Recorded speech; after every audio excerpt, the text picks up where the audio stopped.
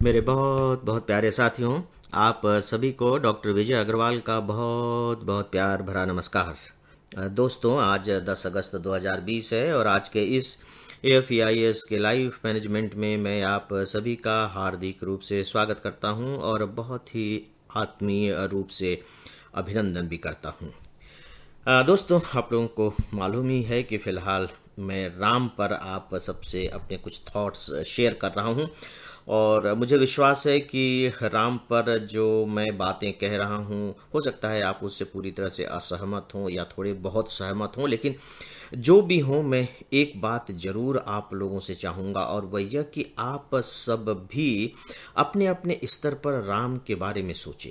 यही उनकी सबसे बड़ी, सच पूछिए तो, विशेषता है। आप अपने ढंग से उन्हें व्याख्यायित कर सकते हैं। मैं अपने ढंग से कर रहा हूं और आपको चाहिए कि आप अपने ढंग से उन्हें व्याख्यायित करें।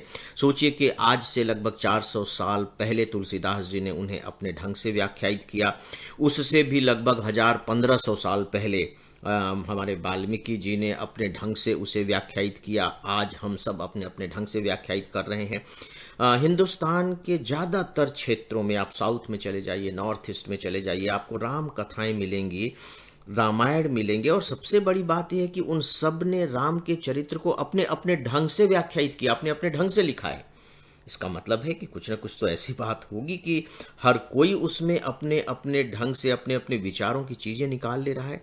और इसीलिए दोस्तों कहा जाता है कि राम सब में है, और इसीलिए कहा, सिया राम में सब जग जानी, यानी कि ये जो पूरी की पूरी दुनिया है ये राममय है। तो आइए अब मैं थोड़ी सी बात अपनी आगे बढ़ाता हूं। मैं राम की चेतना के बारे में आपसे बातें कर रहा था।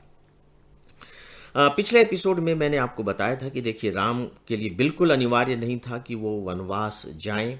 वे चाहते तो बाकायदे बहस कर सकते थे, कैबिनेट की मीटिंग बुला सकते थे और अभी तक का जो नियम रहा है इस बारे में, या कह लीजिए जो संविधान रहा है, उसका वो हवाला दे सकते थे। क्योंकि भारतीय परंपरा ही अभी तक की यही रही है कि जो बड़ा पुत्र होगा वह राज सिंहासन का उत्तराधिकारी होगा, और राम सबसे बड़े पुत्र थे तो वहां विवाद की तो कोई बात ही नहीं थी। लेकिन आप देखिए कि राम ने ऐसा कुछ नहीं किया और सीधे सीधे वो तापस वेश धारण करके और अपनी मां के सामने उपस्थित हो जाते हैं। जरा भी उन्होंने वक्त नहीं लगाया। तीसरे पहर की यह घटना है, अगर आप रामचरितमानस को पढ़ें, और सुबह होते होते, अर्ली मॉर्निंग, भोर में ही वो कौशल्या माँ के सामने तापस वेश लेकर उपस्थित हो जाते हैं। और किस तरीके से उन्होंने वन के वास को वन के राज्य में परिवर्तित कर दिया, अपने मन के मैकेनिज्म को इस तरीके से बना लिया कि हर चीज को वो सकारात्मक रूप में देख लेते थे। वही उन्होंने यहाँ का किया और आप फिर उसके परिणाम देख ही रहे हैं। अगर आप पूरे के पूरे राम कथा में से राम के 14 वर्ष वनवास के निकाल दें तो आप देखिए कि राम का जो व्यक्तित्व है, उनकी चेतना की प्रखरता है, वो काफी मध्यम पड़ जाएगी। और हो सकता है कि अगर आप इस हिस्से को निकाल दें तो शायद जो हम उन्हें अवतार मान रहे हैं, उस पर भी एक विवाद की स्थिति बन जाए। खैर, वो अलग बात है। दोस्तों, राम के बारे में मैं एक बात जरूर कहना चाहूंगा कि देखिए, राम कथा से हम सभी लगभग लगभग परिचित हैं। रामलीला के जरिए परिचित हैं, रामचरितमानस के जरिए परिचित हैं, लोगों से हम कथाएं सुनते हैं, कहानियां सुनते हैं, अलग अलग तरीके से छपी हुई चीज़ें पढ़ने को मिलती हैं, हम सभी परिचित हैं। मैंने ये महसूस किया है कि उनमें जो भी बातें कही जाती हैं वो बहुत ही मूलभूत बातें होती हैं। जो बड़ी बड़ी घटनाएं हैं, जो बड़ी बड़ी बातें हैं, वही कही जाती हैं और वही रिपीट भी होती रहती हैं। मुझे ऐसा महसूस होता है कि नहीं, राम के बारे में ऐसी बहुत सी छोटी छोटी बातें हैं, बहुत सी छोटी छोटी बातें हैं जो उनके चरित्र में एक तरीके से कसीदेकारी का काम करती हैं, सौंदर्य लगा देती हैं, उनके चरित्र को और ज्यादा ऊंचा उठा देती हैं। जैसे उदाहरण के तौर पर आप देखिए कि मैं राम के वनवास की बात कर रहा हूं। राम को मौका मिला और वो वनवास के लिए निकल गए। लेकिन इससे पहले तुलसीदास जी ने एक बहुत ही खूबसूरत प्रसंग उसमें लिखा है, जिससे हम सब लगभग लगभग अपरिचित से ही हैं। हो सकता है कि आपको इसकी जानकारी हो। जब राम को यह पता लगता है कि मेरा कल सुबह राज्याभिषेक होना है, तो देखिए वो इससे खुश नहीं होते हैं और न इससे वो दुखी होते हैं कि भरत को राज सिंहासन दिया जाना है। बल्कि सच पूछिए तो इससे पहले ही राम के मन में एक प्रश्न उठने लगा था, और जब ये शब्द सुनते हैं राज सिंहासन का, तो तुलसीदास जी ने लिखा है कि उनके हृदय में विस्मय हुआ, आश्चर्य हुआ। विस्मय का मतलब है आश्चर्य। तो भाई आश्चर्य क्यों हुआ? क्योंकि ये तो था ही कि वो बड़े पुत्र हैं तो राज सिंहासन उन्हीं को मिलेगा। तो विस्मय क्यों हुआ? आश्चर्य नहीं होना चाहिए था, लेकिन उन्हें आश्चर्य हुआ। अब आप देखिए कि वो आश्चर्य हो किस बात पर रहा है। आश्चर्य उन्हें इस बात पर हो रहा है कि हम 4 भाई हैं और चारों भाई एक ही साथ चारों ने जन्म लिया है ना। थोड़ा सा आगे पीछे होने की वजह से राम बड़े हो गए हैं, लेकिन लगभग लगभग एक ही साथ जन्म लिया है। उनका खाना पीना एक ही साथ हुआ है, सोना जगना एक ही साथ हुआ है, लड़कपन में खेले कूदे एक ही साथ हैं, कंछेदन यज्ञोपवीत जैसे जो संस्कार होते हैं वो एक ही साथ हुए हैं, विवाह भी एक ही साथ हुआ है, सब कुछ एक ही साथ हुआ है।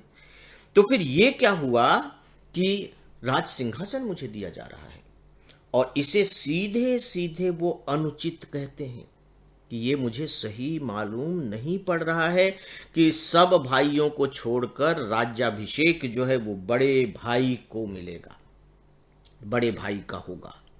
देखिए तुलसीदास जी के शब्द क्या है, मैं आपको पढ़कर सुनाता हूं, इससे आप थोड़ा सा अवधी भाषा और साहित्य का आनंद भी ले सकेंगे। जन्मे एक संग सब भाई, समझ में आ गया? भोजन शयन केली लरिकाई, केली का मतलब खेलना, लरिकाई का मतलब है बचपन, बड़प्पन, बचपन के लिए बड़प्पन तो नहीं। करण वेद उपबीत वियाहा, कर्ण छेदन एक ही साथ हुआ, यज्ञोपवीत एक ही साथ हुआ, विवाह भी एक ही साथ हुआ, संग संग सब भय उछाह, और विवाह से संबंधित जितने भी उत्सव हुए वो भी सब एक ही साथ हुए। फिर आगे क्या कहते हैं? विमल वंश, ये जो वंश है ये बहुत विमल है, बहुत निर्मल है, बहुत पवित्र है, बहुत प्रसिद्ध है, ऐसा वंश है राम का वंश। विमल वंश यह अनुचित एको, इस विमल वंश में यह एक बात बहुत अनुचित है, बंध बिहाई बड़े ही अभिषेकु, कि जो बाकी भाइयों को छोड़कर बड़े भाई का अभिषेक किया जा रहा है। तो अब आप देखिए कि जिस नियम कानून के प्रति राम के मन में शुरू से ही संदेह हो, स्वाभाविक है कि जब उससे मुक्ति का मौका मिला तो उन्होंने तुरंत मुक्ति का उपाय ढूंढ लिया और उन्होंने तुरंत इसे स्वीकार कर लिया। अब आप देखिए कि राम यहां क्या कह रहे हैं। आप देखिए समानता के सिद्धांत को समझने की कोशिश कीजिए। भाइयों के अधिकार की बराबरी के बारे में वो जो सोच रहे हैं उसके बारे में विचार कीजिए। तो मर्यादा से हटकर यहां वह एक नई मर्यादा की स्थापना कर रहे हैं। मर्यादा तो यही है कि बड़े पुत्र हैं, आप राज सिंहासन पर बैठिए, लेकिन यहां वो एक नई मर्यादा को लेकर आ रहे हैं कि 4 भाई हैं, तो इसमें जो बड़े के लिए ही राज सिंहासन सुरक्षित किया गया है यह मुझे अनुचित मालूम पड़ता है। दोस्तों अब ये छोटा सा प्रसंग है, इसके बारे में ज़्यादा चर्चा नहीं की जाती है, लेकिन मुझे लगता है कि इसके बारे में चर्चा की जानी चाहिए, क्योंकि ये किसी भी मायने में कम वजनी और महत्वपूर्ण नहीं है। तो दोस्तों इसी तरह से कुछ और जो प्रसंग होंगे उनकी हम लोग थोड़ी सी चर्चा करेंगे। आज मुझे यहीं अपने इस एपिसोड को समाप्त करना पड़ेगा। नमस्कार।